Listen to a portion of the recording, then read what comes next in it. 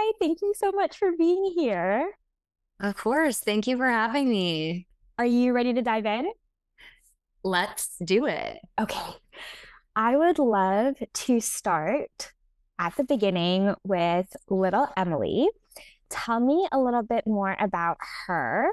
What did she used to dream about? What was she like? Yeah, little Emily was definitely multifaceted. So she was very crafty. She loved like I don't know why I'm still referring to her in the third person. My little self.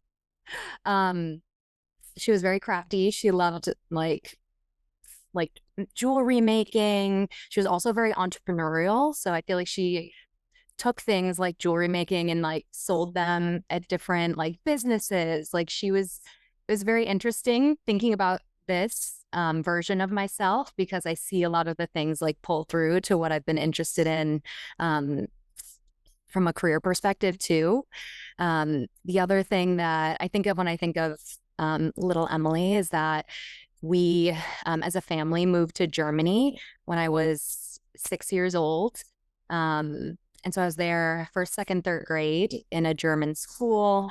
I was the only American there. And so it was definitely an experience of being kind of like the minority in a sense.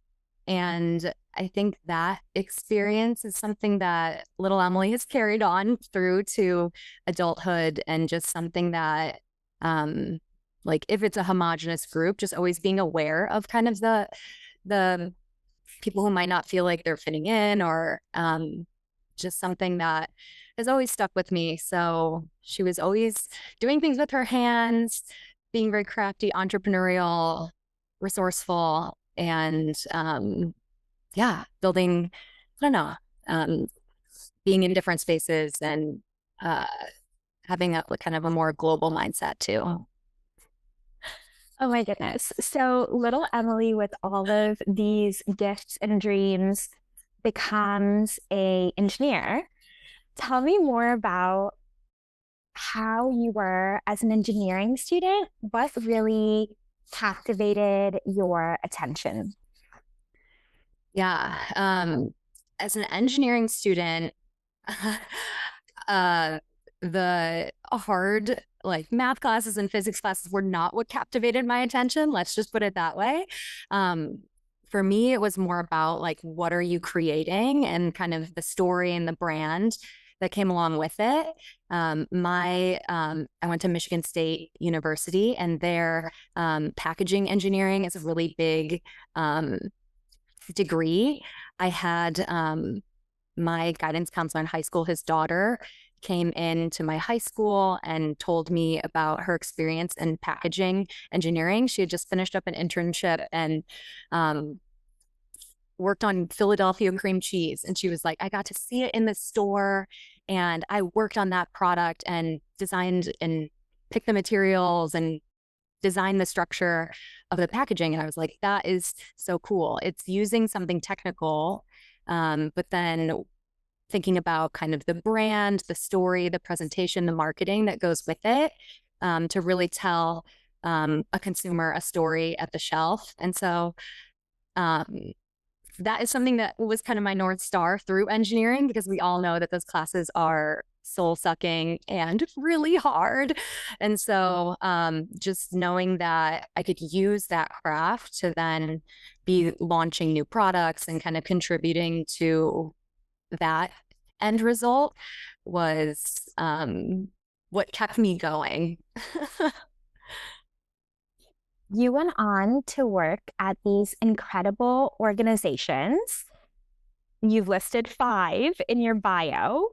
What were the tools that you were using to enable those transitions, both professionally and personally? What was really helping you cultivate that inner knowing of, oh, it's time to take the leap to another organization, whether that's Target, Microsoft, P&G, Wrigley, or Colgate? What really helped you do that? Because that is an incredible set of organizations, and I would love to know what made it feel smooth at any points of time when maybe it wasn't so smooth? Yeah. All such amazing organizations. The three of them were co-ops and internships during my undergraduate 4 years. I had 2 summer internships and then one 6-month co-op.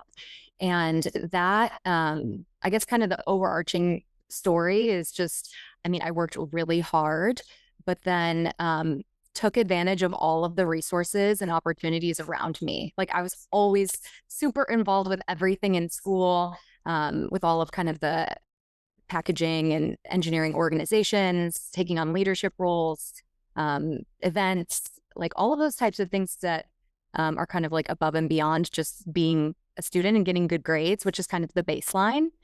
And so those opportunities came through getting involved with that, getting involved with, there's a really kind of structured career fair approach that Michigan State has really good relationships with all these companies. And so they all come and recruit. And so kind of meeting all of that hard work, but then being like ready for the opportunity when it was made available is definitely the story of kind of the internship through to my first full-time offer at Microsoft that I did right out of undergrad. But then once you graduate and kind of go into the real world, like those pushes and pulls of when is it the right time to move between companies gets a little more intuitive maybe, and it's less of the science. It's like, oh, this semester's ending, like now I know I have this next thing lined up. And so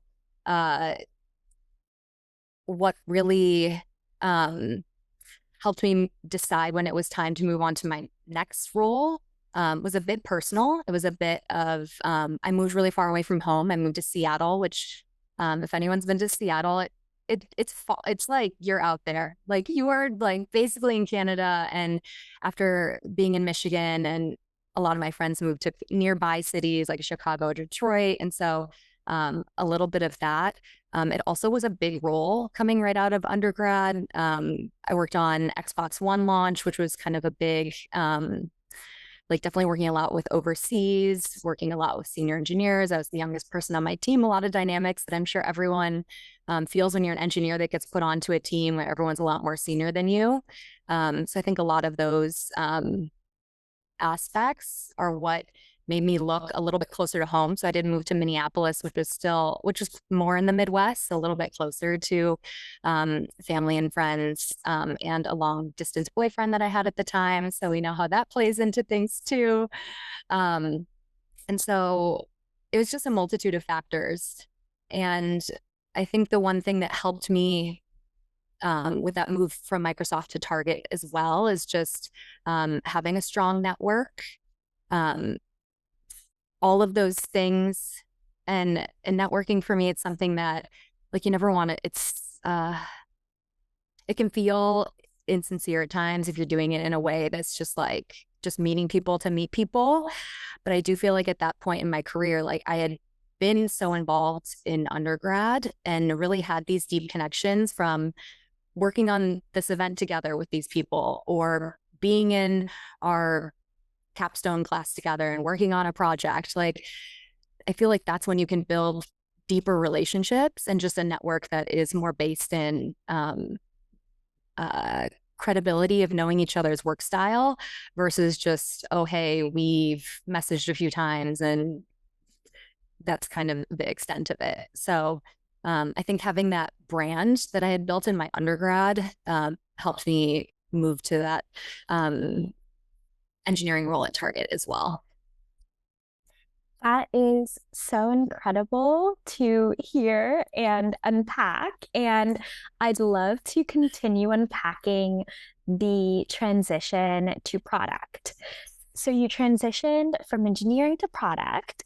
What really sparked that transition? And what was it like? Like, what made it feel easy and what was challenging about it? Yeah. Um, the transition did not happen in one role. So I'll start with that. It was a gradual transition. Um, but what kind of was true across the different roles that led me ultimately to where I am in product management is this I just lost my train of thought, but I got it back now. So being in an engineering position, sometimes you can be so locked into, I'm an engineer, this is what I focus on, this is what I'm delivering, like this is my problem I'm solving, this is my space. But I think something that I really tried to do is looking across the table at the cross-functional teams that you're working with, getting to know them, understanding what their goals are, what skills are required to be in their role, kind of what their backgrounds are, where they're going next, to get a better understanding of kind of like the 360 around you versus just your skill and your craft. There's so many people from my background that you just go up. You go packaging engineer, senior packaging engineer, you become a group manager, you become, or a manager, group manager, a director, and you can have that linear path upwards. And I think I was always just very curious about what was going on around me rather than what was going on straight up, as far as diving deeper into the craft. There's also, there were moments where I felt like maybe while I love kind of the end result that the team is working on, like, am I the best packaging engineer?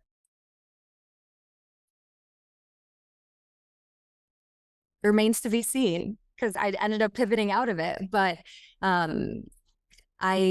and in that moment, I guess when you're like, I mean, I think anyone could do, and there's a lot of tasks in our job that you feel like anyone could do, but it's those moments where it's like, okay, well, do I want to lean in, hone my craft, get deeper in this space and continue to learn and grow deeper? Or is this an opportunity to pivot and assess the skills that I have and see what other options are around me, see what skills are needed in those spaces, where the gaps are, and start to see how I can fill those gaps, I think was part of the path of figuring out how to move laterally into a different position. Because I think also as an engineer, you can be like, it's really hard to move out of it because we have such a specific skill set and very niche. It can feel niche at times.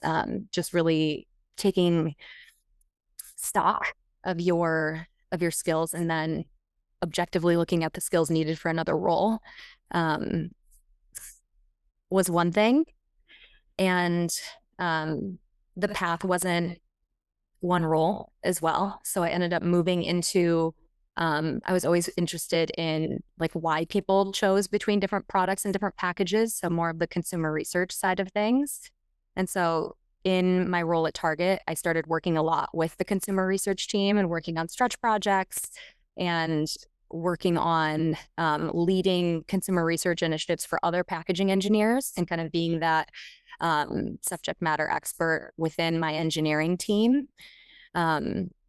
From that role, I ended up moving into more of a kind of general business analyst analytics type role, which when I was an engineer, a packaging engineer, I didn't know how to use Excel. Like I didn't know how to like build a pivot table.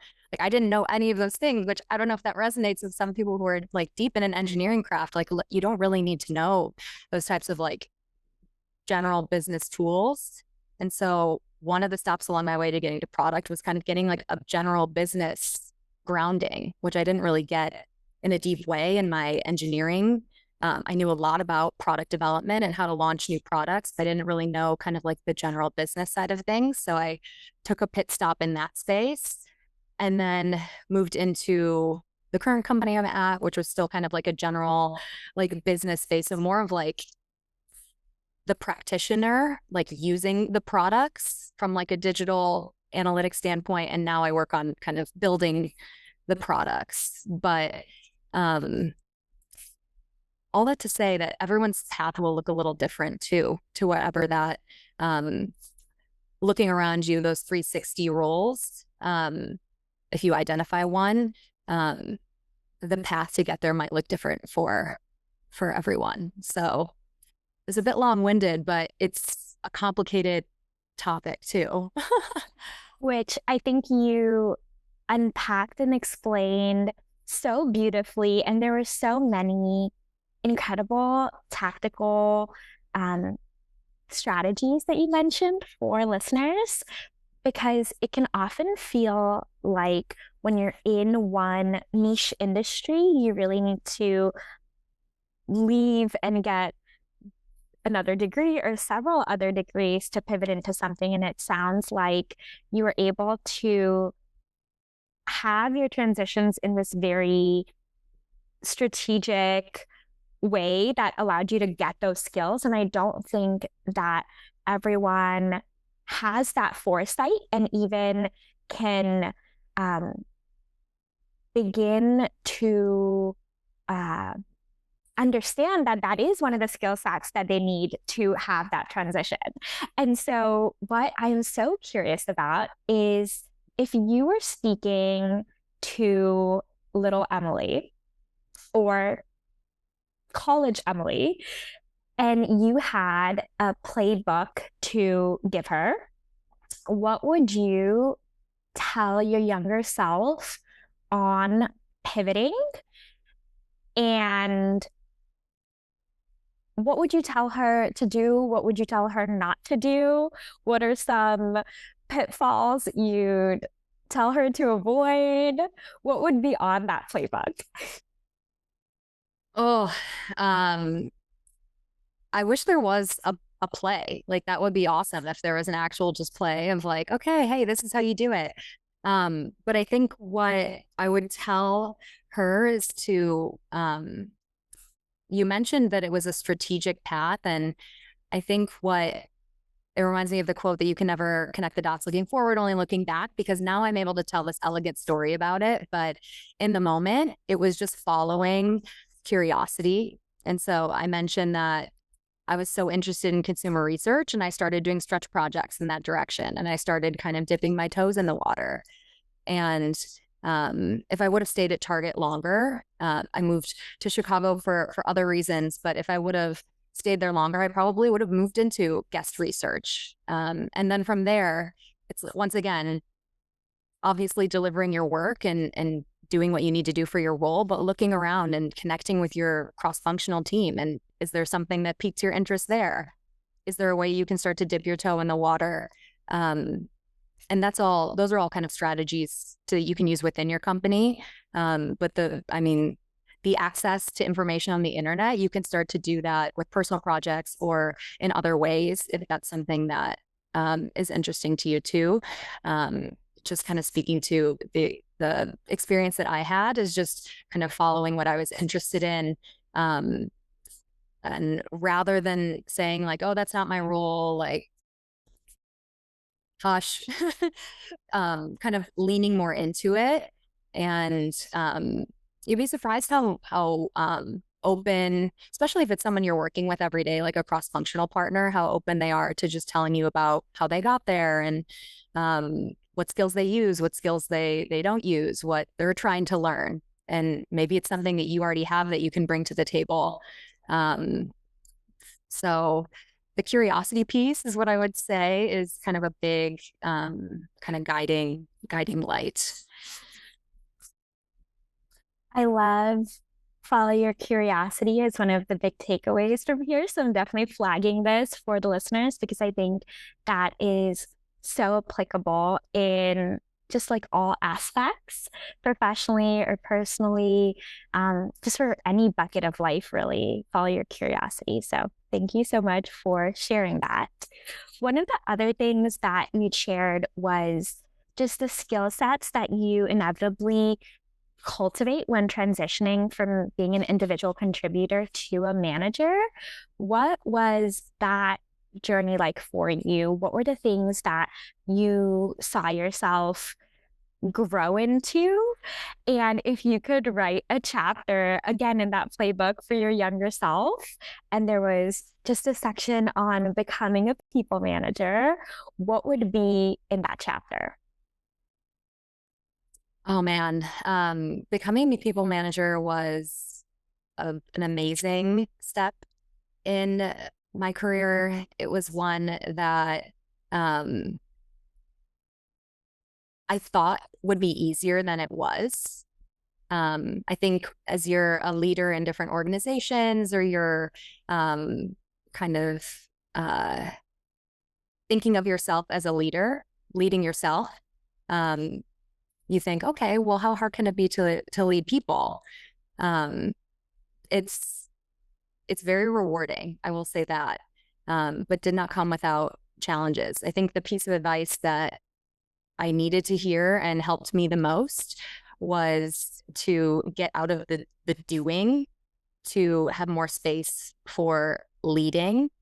My situation was interesting because I was on a team of 5, and then our manager got progressed and moved to a different role, and then I was the team leader of the team that I was on. And so it's an interesting dynamic from being like side to side with peers, and then becoming their manager and coaching them when they get bad feedback, and just helping them kind of think about what they want to grow into and creating a roadmap of how they can get there.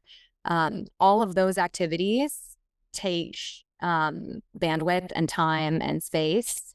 And so having a full plate that's the same size as what you're doing as an individual contributor of personal projects that you're advancing, or just kind of general day-to-day work that you're doing, like you have to chop off a whole piece of that and fill that with the leading side of things. And so I went through a really helpful kind of prioritization activity with my manager, and just went through kind of all of the things on my plate. And she was like, 75% of this, you have to delegate to your team, and they need to lead it, and you need to support them.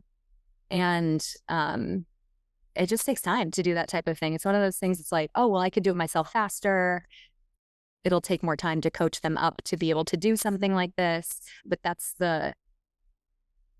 another key in leading a team too. It's empowering your team, making them self-sufficient, and having you be more guiding, coaching, helping them level up, optimize, that type of thing. And so really stepping out of the doing side of thing to make more time for the leading is something that was a tough adjustment, because as an IC, your value is on how much you're delivering. You're like, but I'm doing, look at all the things I'm doing. Look at all of the boxes I checked off today. When sometimes as a people leader, it's less tangible in that way. But if there's someone in your team that struggled with a deliverable, and you met with them 5 times in 5 days to see another version of it, give them feedback, have them take it away, iterate, come back. And then in the end, they have this really crisp final presentation that gets good feedback. Like, that's more of the work of a people manager. And it's less, it's harder to see sometimes, but it's rewarding in a way. And so I loved my time as a people manager. It was awesome, and I would definitely see myself going back to it. I, from that role where I was a people leader, then moved into product. And so I made a move back to an individual contributor to move functionally into a different kind of domain or function. And so, yeah, it's people management is great, but different than managing products or managing yourself. That sounds so incredible and so helpful for anyone who finds themselves in a IC position, curious about what it takes to be a people manager, and also what it's like to move functionally and to know that you have permission to take any pivot in your life that moves you closer to another thing that you're curious about. And I think that everything that you shared will really be resonating with folks listening. And it's definitely resonating with me. So thank you so much for sharing. You were a Chicago Bulls Luvabulls. How did that experience influence your leadership style? And what are your takeaways from that experience? Yeah, that was so that was my personal pivot when I moved to Chicago. It was to join Luvabulls, and it was such an amazing experience. It definitely was some of the hardest work I've done in my life, like physically, so demanding. And I think what I take away from it from a leadership perspective is it took my understanding of preparation and the importance of preparation to a whole another level. I danced in college as well on the Michigan State dance team, just a D1A dance team. It's not, it's a big commitment in as well, and really highly skilled dancers and a really excellent group. But the expectation when you move from college to professional is so much more. You have to, rather than just coming to practice and practicing at practice, you're practicing outside of practice to come fully ready to go to practice. It's, and so that kind of having that time to work with myself to really make sure that I know everything going into each rehearsal and have everything prepared is something that I take to everything. It definitely, if I'm speaking on a call, I'll be making sure I have speaker notes ready. If I am leading a fitness class, I've already done multiple dry runs of this in my head and know exactly how to make transitions super smooth and make sure that everything, the order is ready to go. And so it's actually something that is a double-edged sword because I can start to feel like I'm over-prepared. And so I've been trying to play between in different situations that I would normally want to write speaker notes for and prepare for, seeing kind of focusing on more of the ad hoc kind of just in the moment. And so it's a little bit of both, but I do think being prepared is something that is important and helps you kind of show up in your best self most of the time. But having that be your only way of showing up can be a limiter. So that's one piece of things. So preparedness is one. And then the other one that is something that I take with me, and this kind of comes from just, I've been a dancer my whole life and did competition dance, did competitive dance in college as well. And then for the Bulls is just being comfortable in a room with very high performing individuals. And so on Luvabulls, I was not the best dancer in the room. I was like probably bottom half. Even at my best, like my year I was a captain, I probably was like middle of the pack. Like the talent in the room is insane.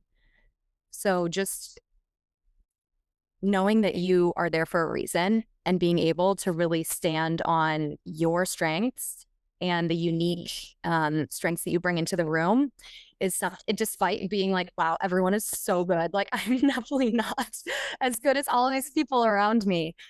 Just still having that unique confidence that's yours is something that it's a very weird specific skill, but something that I think being in all of those rehearsals and all of those auditions with my team on Bulls really made me think about that to a different level.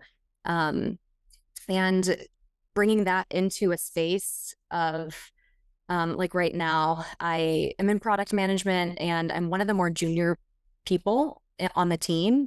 And so the people in the room, they're all have more years of experience, have more kind of niche understandings of different backgrounds of things, or have more experience in product management in general, but not letting that kind of intimidate me and allowing me to still show up and know kind of the understanding I bring and the specific details that I have, or whatever I have in that moment to stand on, just being able to firmly stand on that and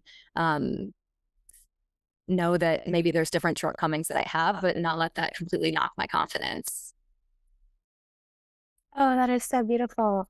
Yeah, standing on business through cultivating confidence and preparation is something that I am in the trenches of learning in this season of my life. Like, when this is being recorded, I'm very much just putting this into practice and feeling like a half-baked cookie.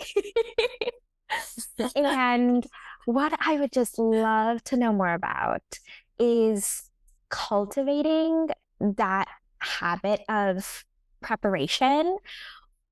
What does that look like for you if we generalize it? Again, for little Emily, when we think about preparation, you mentioned being kind to yourself and having flexibility and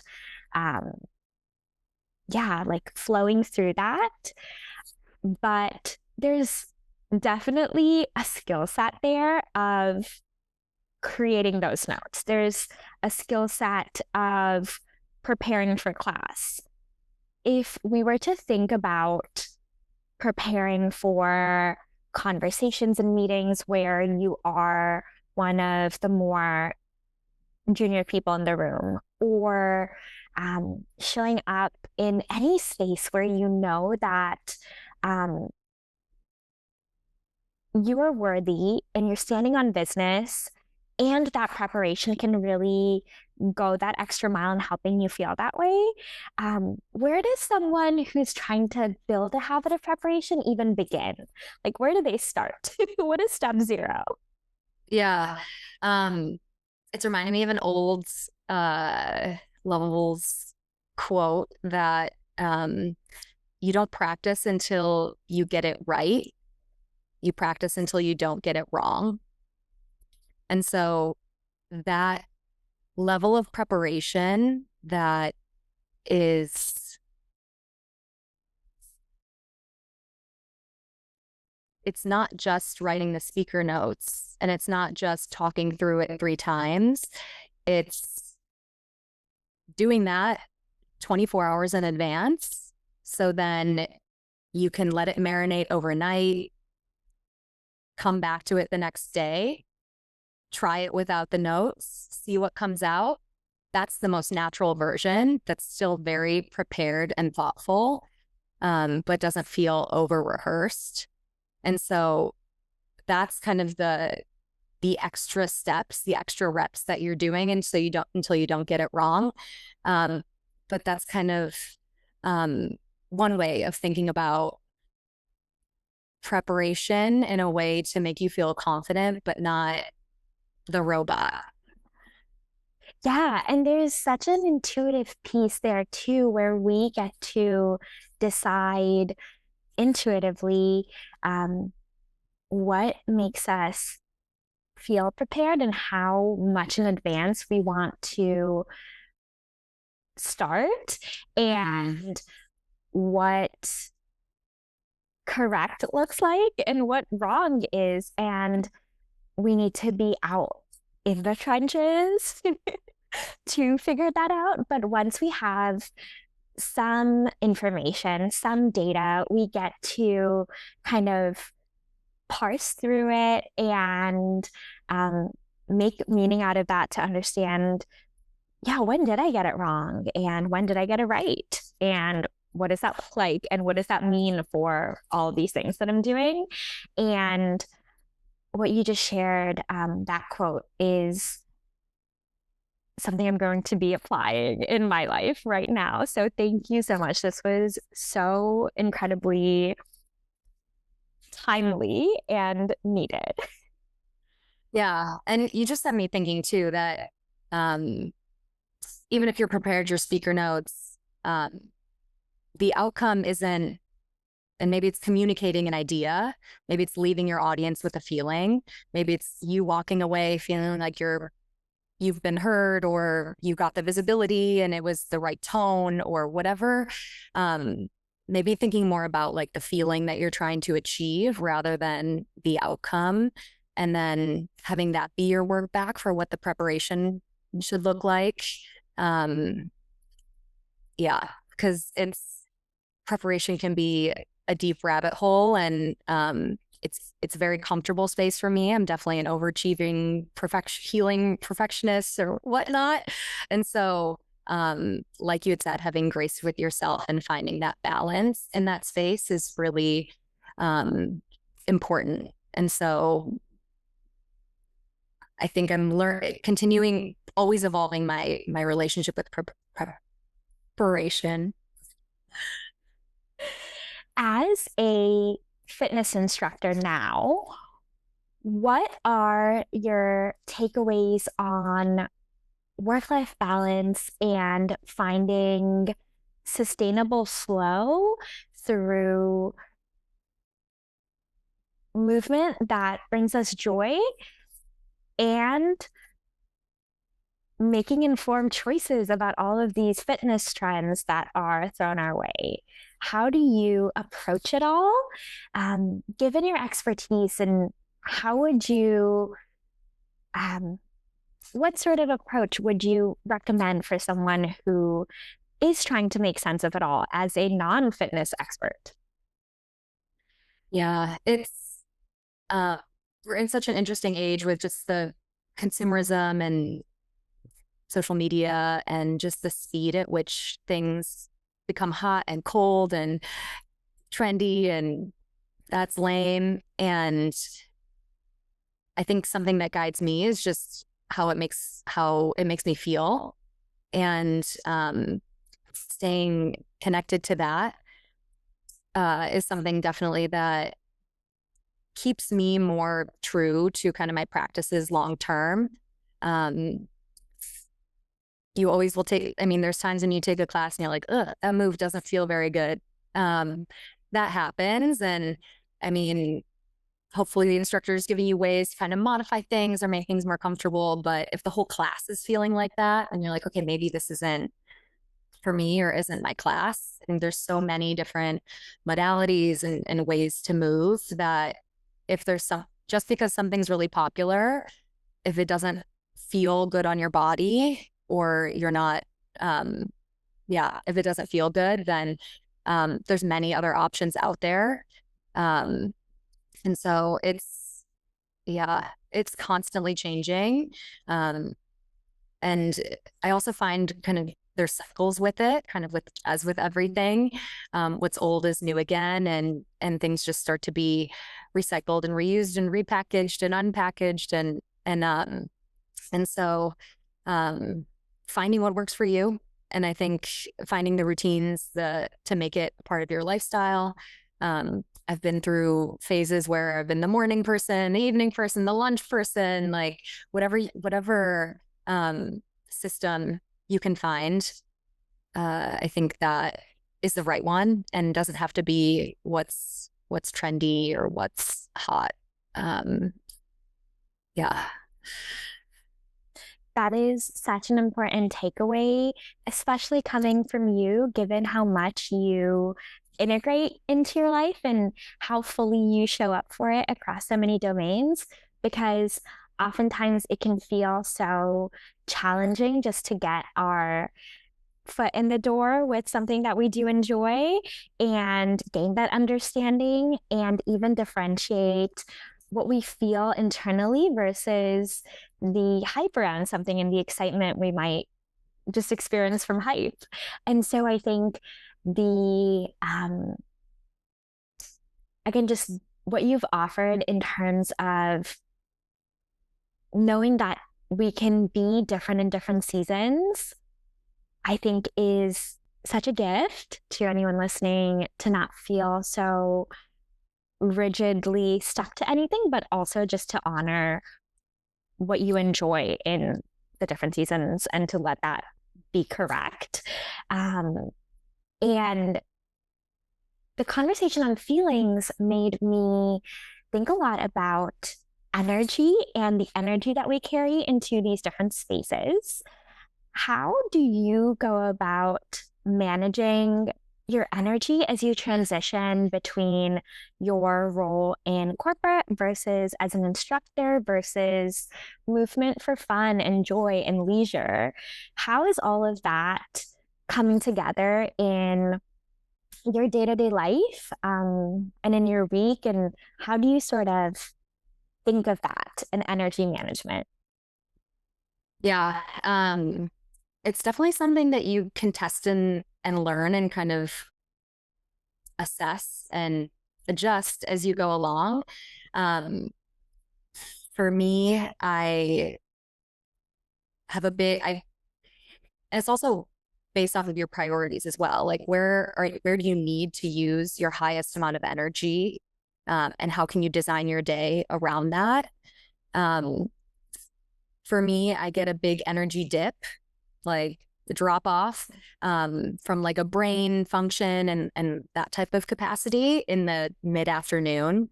And so that's when I try to fit in a workout if I can, even if it's just a quick walk, if it's a more structured workout, if it's a class that I'm teaching, and try to push for getting a time that's in the mid afternoon, because that so you can kind of have all of your different energies complementing each other in a way. So you can use kind of your work energy, and then once that's dipped off, maybe that's when you can get into your body and into your physical energy. And then after I do a workout, I usually have a little bit more endorphin or brain power left to go tackle one more thing for the day.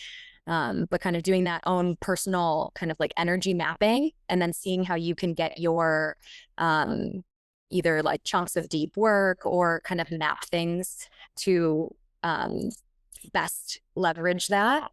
I love coffee, but coffee's not always the answer. The other thing that came to mind is like, I think of like my Tuesdays, I have like I start at 7 a.m. Pacific because I work a remote job for my company's central time. So that's 9 a.m. And so 7 a.m. Pacific, I'm up in meetings and whatnot. And then I teach a class at 6:30 p.m. And so that feels like a long ways away from it. And so by the end of that time, or by the time I'm getting ready for it, something that I feel like I use when getting ready for fitness classes, but also kind of when getting ready for other things that just need a burst of energy, is just a kind of like a mini hype up, freshen up kind of moment. And so for me, it's when I'm getting ready for class, like I'll go like redo a little bit of makeup, put a little bit additional like blush on, kind of get ready, like kind of lock in, listen to my playlist when I'm walking to class, make sure I have like my intro speech ready to go.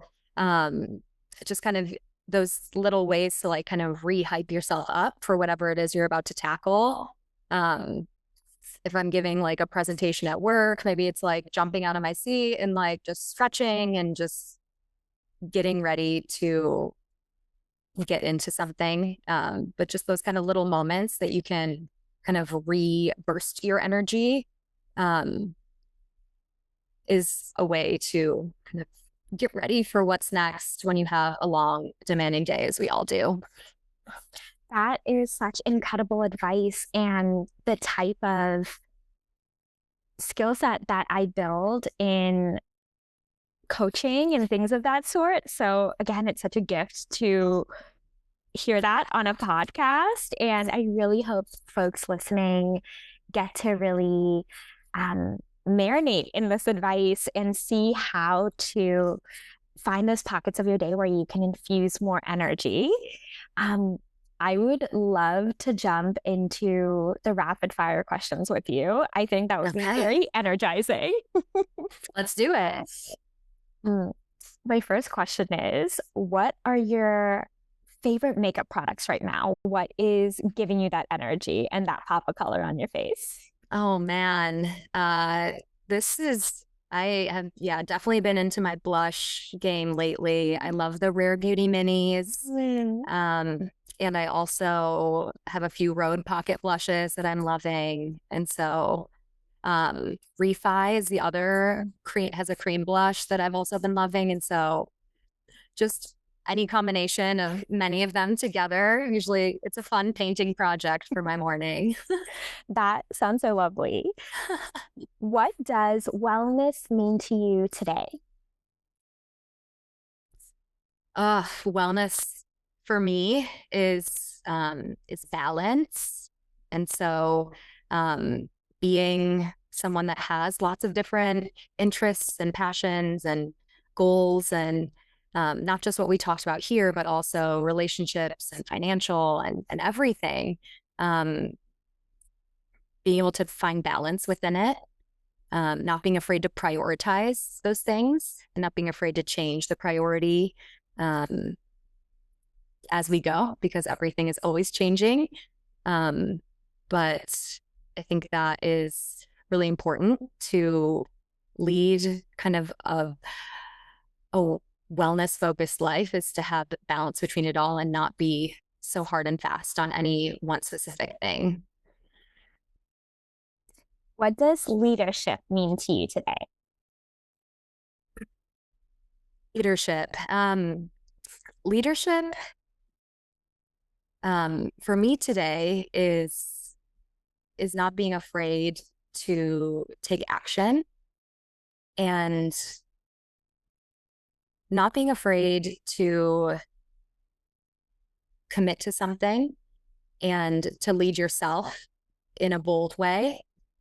I know we talked a lot about leading others, and I think, yeah, just not being afraid to identify what you want to go after and then taking action in that direction.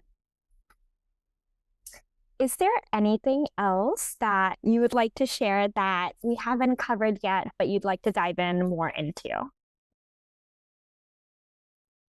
Nothing comes to mind. I think we've covered so many different aspects, and um, it's been really fun to kind of talk about all the different things that I've experienced in a way that hopefully is helpful for others. So thank you.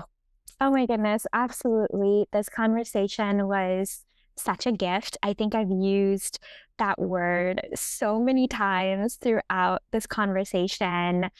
It was so packed with just things folks can implement in their life and mindset shifts that they can really lean into to inch closer towards um, better preparation or better relationship to movement or to follow their curiosity. So, thank you so much for sharing your story, your lessons. Um, and I will be posting links to how folks can reach you in the show notes. Is there any other place that folks can reach out to you or anything else that you would like to share in terms of that regard? No, I think LinkedIn and Instagram are the best places to find me, and I would love to connect and with other like-minded individuals. So thank you. Oh my goodness. Thank you so much for joining me.